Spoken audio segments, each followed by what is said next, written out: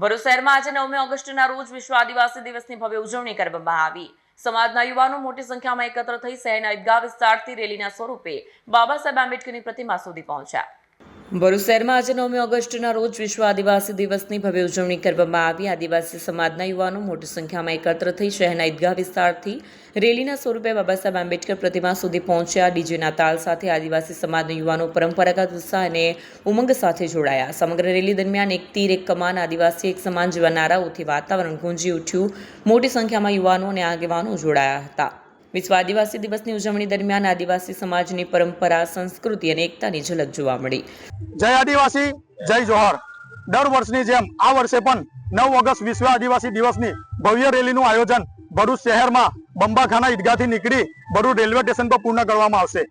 આ રેલી સંયુક્ત રાષ્ટ્રસંઘ યુનો દ્વારા 9 ઓગસ્ટ વિશ્વ આદિવાસી દિવસ ઘોષિત કરવામાં આવ્યો છે, જેનું કારણ છે આદિવાસી સમાજની સંસ્કૃતિ, પર્યાવરણ, ઇતિહાસ જળવાઈ રહે, જળ જમીન જંગલનું રક્ષણ કરવું, આદિવાસી સમાજના યુવા પેઢીઓ એકત્રિત થાય, વ્યસન મુક્ત થાય, સંગઠિત બને, શિક્ષિત બને, એના માટે આદિવાસી સમાજના લોકો ખૂબ મોટી સંખ્યામાં ભેગા થાય છે। એના માટે આદિવાસી સમાજનું એક સૂત્ર છે, એક તીર એક કમાન, આદિવાસી એક સમાન। જય આદિવાસી, જય જોહાર।